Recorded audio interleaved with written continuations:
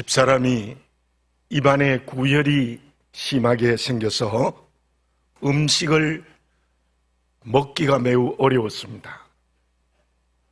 먹기 힘들었을 뿐만 아니라 맛을 전혀 알 수가 없었습니다. 힘이 들고 짜증이 날 정도였습니다. 그때 어떤 의사 선생님이 각을 하는 제품을 소개해 주어서 사용해 보라고 했습니다. 몇 번 하지 않아 어느 정도 회복이 되어졌습니다. 집사람이 이렇게 말합니다. 음식을 먹을 수 있고 맛을 알게 되니 너무 좋다는 것입니다. 사는 것 같다는 말을 몇 번이나 저에게 했습니다. 집사람 성격이 같은 말을 반복하는 성격이 아닌데 회복이 되어지니까 정말 사는 것 같다는 말을 몇 번이나 저에게 했습니다. 사람에게 회복이 된다는 것은 축복입니다. 질병에서의 회복, 특별히 암으로 어려움을 당했는데 깨끗이 치유됐다. 얼마나 큰 축복입니까? 물질의 회복, 분노에서의 회복, 관계의 회복, 그 모든 회복은 그야말로 인생의 길에서 축복의 길입니다. 믿음으로 살아가는 저와 여러분들에게 지금 어떤 회복이 필요합니까? 지금 이때 우리에게 필요한 것이 무엇입니까? 그것은 아버지 되시는 하나님과의 관계 회복입니다. 하나님은 우리 아버지이신데 그 아버지의 관계가 끊어지지 않았습니까? 단절되지 않았습니까? 그 끊어지고 단절된 관계가 다시 이어지고 열려져야 합니다. 그리스도인에게 여러 가지 축복이 있습니다마는 그 축복 가운데에 아버지 되시는 하나님과의 관계 회복이 모든 축복의 출발입니다. 죄가 무엇입니까? 말씀을 거역하는 것입니다. 말씀을 거역했다는 것은 하나님 아버지의 관계가 끊어졌다는 것입니다. 그러므로 죄 중에 죄가 하나님과의 단절입니다. 죄의 뿌리가 하나님과의 관계가 막혀버린 것입니다. 하와가 선악과를 따먹고 죄로 죽은 이유가 무엇입니까? 하나님과의 관계를 닫았습니다. 버렸습니다. 사단과의 관계를 열었습니다. 창세기 3장 3절과 4절입니다. 동산 주황에 있는 나무의 열매는 하나님의 말씀에 너희는 먹지도 말고 만지지도 말라 너희가 죽을까 하노라 하셨느니라. 뱀이 여자에게 이르되 너희가 결코 죽지 아니하리라. 하와와 사단이요 죽이 맞았어요. 하와와 사단이 잘 통했어요. 대화가 잘 되고 있어요. 환하게 열렸어요. 그것이 본인뿐만 아니라 전 인류가 죄인이 되는 이유였습니다. 바울은 고린도전서 15장 31절에서 이렇게 고백합니다. 형제들아, 내가 그리스도 예수 우리 주 안에서 가진 바 너희에 대한 나의 자랑을 두고 단언하노니 나는 날마다 죽노라. 바울이 왜 날마다 죽노라고 고백합니까? 그 이유는 내가 죽어야 하나님과의 관계가 열리기 때문입니다. 사랑하는 교우 여러분, 나는 지금 어떻습니까? 내 마음이 하나님과 온전히 열려 있습니까? 내 마음이 세속화되어져서 하나님과의 관계를 닫아버리지 않았습니까? 우리의 삶이 물줄화되어 아버지 되시는 하나님과의 관계가 끊어지지 않았습니까? 코로나19가 엄청난 속도로 확장되어지고 있습니다. 두렵습니까? 두렵습니다. 그러나 우리가 진정으로 두려워해야 될 것은 코로나19가 어떤 의미에서는 아닙니다. 지금 우리가 정말 두려워해야 될 것은 하나님과의 관계가 닫혀 있는 것입니다. 그 닫혀 있는 관계를 회복해야 됩니다. 그때 우리의 모든 문제를 열어주시는 하나님의 은혜가 분명히 임재될 줄로 믿습니다. 그러면 아버지이신 하나님과의 관계를 회복하기 위하여 어떻게 해야 합니까? 제가 대구에서 목회할 때 월요일마다 장애인 시설에 가서 봉사한 적이 있습니다. 한 번은 장애인 체육대회가 열렸습니다. 50m 달리기를 하는데 1등을 달리던 아이가 거의 결승점까지 도달했는데 그 자리에서 휙 뒤로 돌아서서 거꾸로 뛰는 것입니다. 선생님이 뛰어가서 그 아이의 손을 잡고 다시 돌이켜서 결승점까지 도달했을 때는 마지막에 들어올 수밖에 없었습니다. 모든 선생님들의 눈시울이 적셔졌습니다. 그 아이는 장애인이 그럴 수 있습니다. 정상적인 생각을 가지고 살아가는 나는 어떻습니까? 믿음의 길을 걸어가는 나는 어떻습니까? 하나님 등 뒤로 돌아서서 열심히 뛰고 있지 않습니까? 그 길이 승리의 길인 줄 알고 달려가지 않습니까? 어떻게 해야 됩니까? 지금 가장 급하게 해야 될 가장 중요한 일은 하나님으로부터 거꾸로 뛰고 있다면 돌아서서 뛰어야 합니다. 돌아서는 것이 하나님과의 관계 회복을 이루는 출발입니다. 그것이 무엇입니까? 그것이 회개입니다. 회개라는 말 자체의 원어의 뜻이 돌아선다는 뜻입니다. 말씀을 거역했던 자리에서 순종의 자리로 돌아서는 겁니다. 내 뜻대로 살아가는 삶의 자리에서 하나님의 뜻대로 사는 길로 돌아서야 됩니다. 3절을 봉독해 드립니다. 사무엘이 이스라엘 온 족속에게 말하여 이르되 만일 너희가 진심으로 여호와께 돌아오려거든 이방신들과 아스타롯을 너희 중에서 제거하고 너희 마음을 여호와께로 향하여 그만을 섬기라. 그리하면 너희를 블레셋 사람의 손에서 건져내시리라. 사무엘이 온 백성을 미스바에 모아 말씀하고 있습니다. 전심으로 여호와께 돌아오라. 그러기 위해서는 너희들에게 있는 이방신들과 아스타롯 신을 제거하라. 너희 마음을 여호와를 향하여 그만 섬겨라. 지금 이때는 하나님께 돌아서는 회개의 때입니다. 온 마음으로 돌아서야 됩니다. 하나님의 자리에 우상이 있으면 버려야 합니다. 그래서 마음을 여호와께로 향하고 그 하나님만을 섬겨야 합니다. 그렇지 않으면 아무리 잘나고 똑똑하고 모든 것을 다 가졌다 해도 잘못된 방향으로 뛰어갈 수밖에 없는 것입니다. 그렇다면 그 회개는 어떤 자세로 회개를 해야 온 마음으로 전 마음으로 회개하는 것입니까?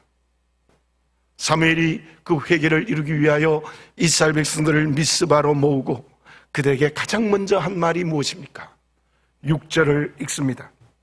그들이 미스바에 모여 물을 길어 여호와 앞에 붓고 그날 종일 금식하고 거기에서 이르되 우리가 여호와께 범죄하였나이다 하니라. 사무엘이 미스바에서 이스라엘 자손을 다스리니라. 가장 먼저 물을 길어서 여호와 앞에 부었습니다. 하나님 앞에 물을 부었다는 뜻은 무엇일까요? 시편 22편 14절 상반절에 이러한 말씀이 있습니다. 나는 물같이 쏟아졌으며. 다윗이 사울의 추격을 받을 때의 모습입니다. 그때 다윗은 마음과 몸 그리고 삶 전부 다 무너졌다는 애통의 표현입니다.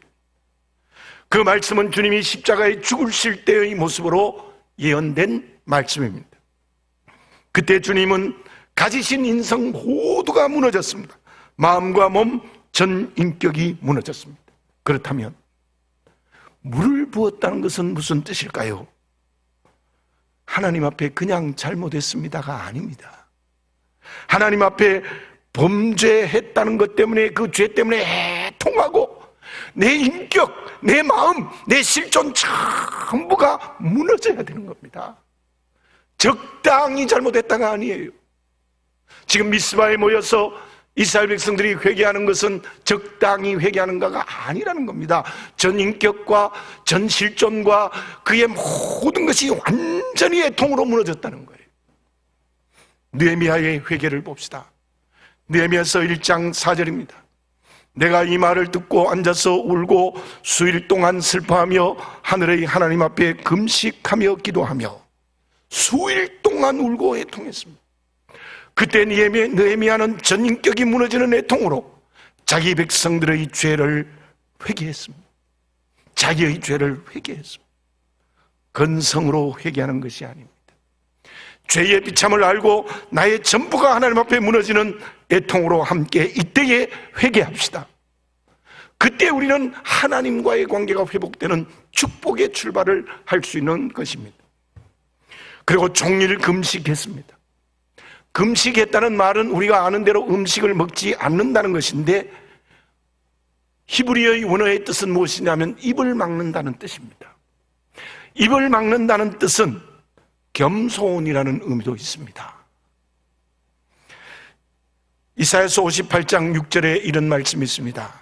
내가 기뻐하는 금식은 흉악의 결박을 풀어주며 멍에의 줄을 끌어주며 압제당하는 자를 자유하게 하며 모든 멍에를 꺾는 것이 아니겠느냐. 본문의 금식 기도는 하나님 앞에 나와 하나님 앞에 철저히 낮아지는 겁니다. 그리고 힘들고 어렵고 약한 이웃들에게도 겸손해지는 겁니다. 나보다 못하는 사람에게 겸손해지는 겁니다.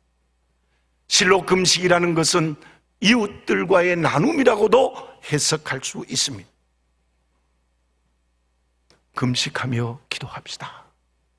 그것은 하나님 앞에 내가 죽는 것입니다. 실제로 이웃을 돕고 함께하는 실천입니다.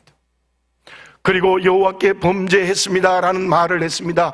죄의 고백입니다. 우리가 예배 때마다 회개하는 것입니다.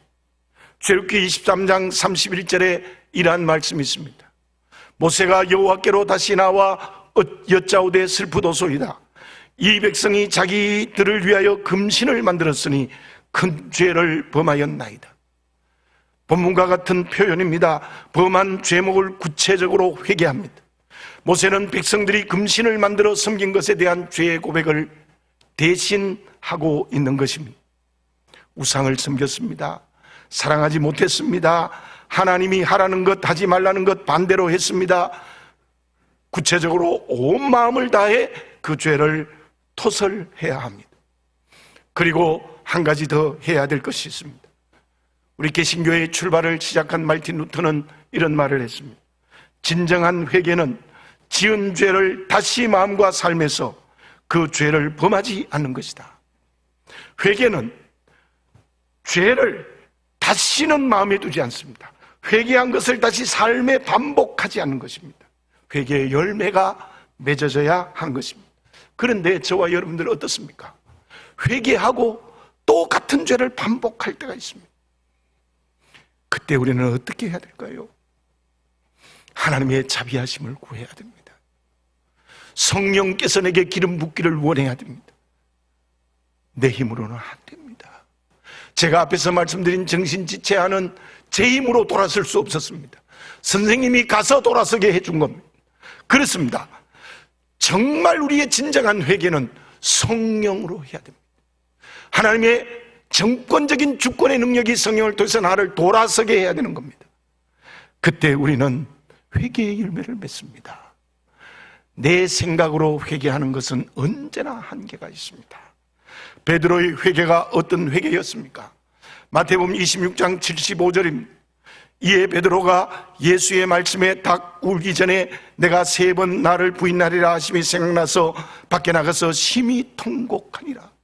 그때 베드로는 자기의 전부가 무너지는 애통의 회개였습니다. 겸손이었습니다. 죄를 고백하며 그 회개가 대사도가 되는 출발이었습니다. 말씀이 생각나서, 성령이 주시는 말씀이 생각나서 돌아선 회개입니다. 그러나 가룟 유다를 보십시오. 가룟 유다 역시 예수님을 은 30에 판 것이 마음에 가책이 되고 아팠습니다. 마태복음 27장 3절입니다. 그때 예수를 판 유다가 그의 정죄됨을 보고 스스로 뉘우쳐 그 은 30을 대제사장들과 장로들에게 도로 갖다 주며, 가룟 유다요, 뉘우쳤습니다. 양심의 가책을 받았습니다. 스스로 잘못했다고 깨달았습니다. 그러나 그건 회개가 아닙니다. 자기 양심의 가책으로 끝난 겁니다. 성령을 통하여 주시는 하나님 앞에 무너짐의 겸손이 없었습니다.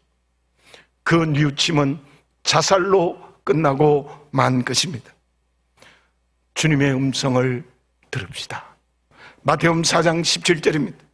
이때부터 예수께서 비로소 전파하여 이르시되 회개하라 천국이 가까웠느니라 하시더라. 예수님이 공생애를 시작하면서 첫 번째 말씀이 뭐냐 하면 하나님의 나라를 이루기 위한 조건이 회개. 내가 무너지는 애통으로 회개합시다. 겸손해집시다. 죄를 구체적으로 고백합시다. 그때 아버지 되시는 하나님과의 관계가 회복되는 놀라운 역사가 우리에게 허락될 줄 믿습니다. 그것이 축복임을 믿으시기 바랍니다. 그러면 회개하여 하나님과의 관계가 회복되었으면 그 다음은 어떻게 해야 합니까? 저희 집이 아파트의 꼭대기층입니다. 16층입니다. 집사람과 어느 날 의논을 했습니다. 계단을 올라가자. 그래서 새벽 기도회를 마치고 올라가면요, 지하 1층에서 올라가면 17층보다 더 높아요. 그런데 그 새벽 기도를 마치고 올라갈 때는 저도 힘이 듭니다. 집사람은 반드시 중간에 한번 쉬어야 돼요. 그런데 놀라운 일이 있습니다. 그것은 집사람과 저희 집 뒷산 봉제산에 가서 1시간 이상 오르고 내리는 걸음을 걷습니다. 그리고는 도착해서 다시 16층을 올라갑니다. 그때는 쉬워요. 그냥 올라가요. 집사람도 안 쉬어요. 저도 더 쉬워요. 참으로 놀랍지 않습니까? 그냥 올라갈 때는 중간에 한번 쉬어야 되고 힘이 드는데 1시간 이상 산행을 하고 올라가면 휙 올라가는 거예요. 저는 한 가지 배웠습니다. 사람의 힘은 쓸수록 그 힘이 더 커진다는 거예요. 힘을 쓰지 않으면 약해진다는 겁니다. 물론 한계가 있지만 자기의 능력에 맞는 힘을 쓰면 쓸수록 그 힘은 더 강해집니다. 믿음의 힘은 어떻겠습니까? 마찬가지입니다. 믿음의 힘도 쓰면 쓸수록 점점 더 강해집니다. 믿음의 힘도 쓰면 쓸수록 놀랍게 새로워집니다. 본문을 봅시다. 사무엘을 통하여서 온 백성들이 진심으로 회개했습니다. 그때 어떤 일이 일어났습니까? 7절과 8절을 읽습니다. 이스라엘 자손이 미스바에 모였다 함을 블레셋 사람들이 듣고 그들의 방백들이 이스라엘을 치러 올라온지라. 이스라엘 자손들이 듣고 블레셋 사람들을 두려워하여 이스라엘 자손이 사무엘에게 이르되 당신은 우리를 위하여 우리 하나님 여호와께 쉬지 말고 부르짖어 우리를 블레셋 사람들의 손에서 구원하시게 하소서 하니. 회개했는데요, 블레셋 군대가 쳐들어서 나라가 멸망의 위기에 젖었습니다. 그래서 백성들이 사무엘에게 제발 우리를 블레셋에서 좀 구원해 달라고 기도해 주십시오 말했을 때 사무엘은 9절에서 무엇을 했습니까? 읽습니다. 사무엘이 젖먹는 어린 양 하나를 가져다가 온전한 번제를 여호와께 드리고 이스라엘을 위하여 여호와께 부르짖음에 여호와께서 응답하셨더라. 어린 양을 제물로 하나님께 바치는 헌신의 온전한 번제를 드렸어요. 대관령의 양떼 목장에 가본 적이 있습니다. 여러분들, 우리가 일반적으로 양은 깨끗하다고 생각하지요. 근데 제가 거기에 가보니까요, 양처럼 더럽고 지저분한 동물이 없어요. 정말 더럽더라고요. 그런데요, 젖 먹는 어린 양은 깨끗해요. 그래서 제가 구약의 말씀이 떠올랐어요. 젖 먹는 어린 양은 깨끗했습니다. 왜 구약에서 젖 먹는 어린 양을 하나님께 드렸을까? 그것은 가장 순결하고 거룩한 제물이 어린 양입니다. 지금 사무엘은 그 순결한 어린 양을 제물로 삼아 온전한 번제를 드린 것입니다. 그 제사는 회개의 열매입니다. 죄로부터 자유합니다. 정말 회개했을 때 그 회개의 열매가 무엇이냐? 하나님께 내 전부를 헌신하겠다는 겁니다. 특히 어떤 위기가 와도 하나님께 모두를 드리겠다는 믿음의 결단입니다. 사랑하는 교우 여러분, 이때에 우리 하나님께 전부 드리자고요. 이때 하나님의 뜻대로 온전히 살자고요. 이때 내 인격과 삶이 모두 하나님께 드려지는 역사가 성령으로 일어나시기를 바라겠습니다. 그러면요, 우리의 능력이 점점 강해져요. 우리의 힘이 점점 더 능력으로 살아 움직이는 그리스도인이 될 수 있다는 것입니다. 회개로만 능력의 사람이 될 수 없습니다. 회개했으면 날마다 경건의 훈련을 통하여서 하나님의 능력을 받아야 됩니다. 그때 하나님께서는 그 능력으로 세상과 사단, 자기를 이기게 하십니다. 헌신의 번제를 드릴수록 점점 더 하나님의 능력의 사람이 될 수 있습니다. 영적인 힘 역시 사용할수록 그 힘이 커집니다. 그러나 사용하지 않으면 쇠퇴합니다. 그때 영적으로 병듭니다. 영이 잠들게 되는 것입니다. 엘리사를 봅시다. 그는 스승의 영적 능력의 갑절을 받기를 원했습니다. 실제로 받았습니다. 그 방법이 무엇이었습니까? 열왕기상서 2장에 그 내용이 나타납니다. 엘리사가 스승 엘리야의 갑절의 영감을 받은 이유가 이러합니다. 가장 먼저 스승과 함께 길갈에 갔습니다. 길갈에 갔다는 것은 철저하게 자기의 약점과 죄를 버렸다는 겁니다.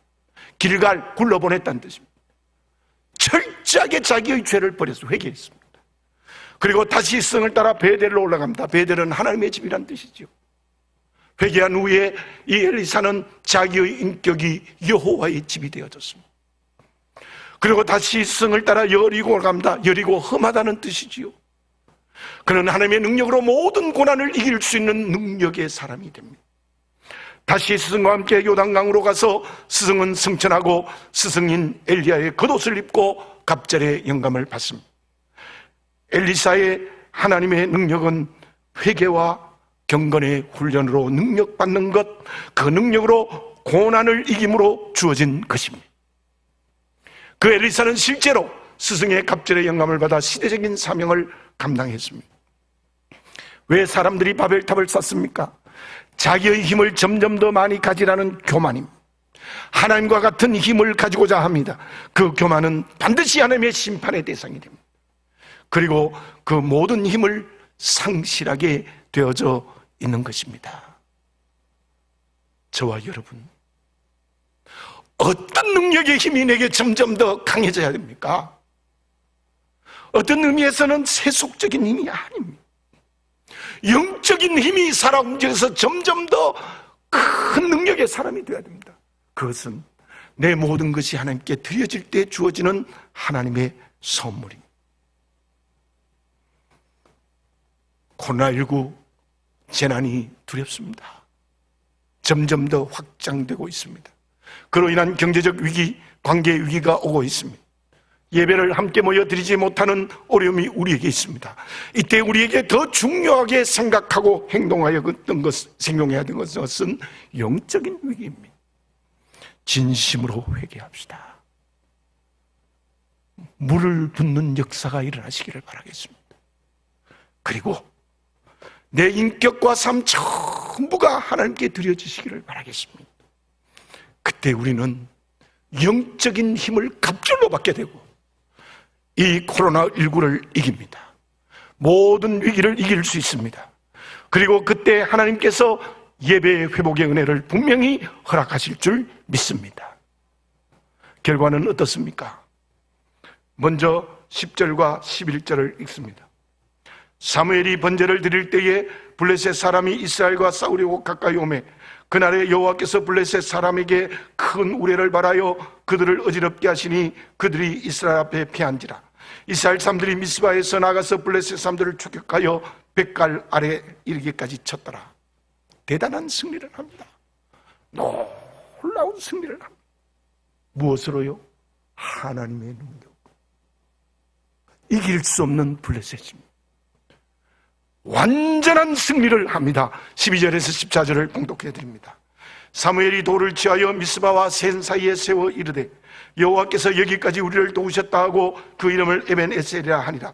이에 블레셋 사람들이 굴복하여 다시는 이스라엘 지역 안에 들어오지 못하였으며 여호와의 손이 사무엘이 산 날 동안에 블레셋 사람들을 막으시매 블레셋 사람들이 이스라엘에게서 빼앗았던 성읍이 에그론부터 가드까지 이스라엘에게 회복되니 이스라엘이 그 사방 지역을 블레셋 사람들의 손에서 도로 찾았고 또 이스라엘과 아모리 사람 사이에 평화가 있었더라.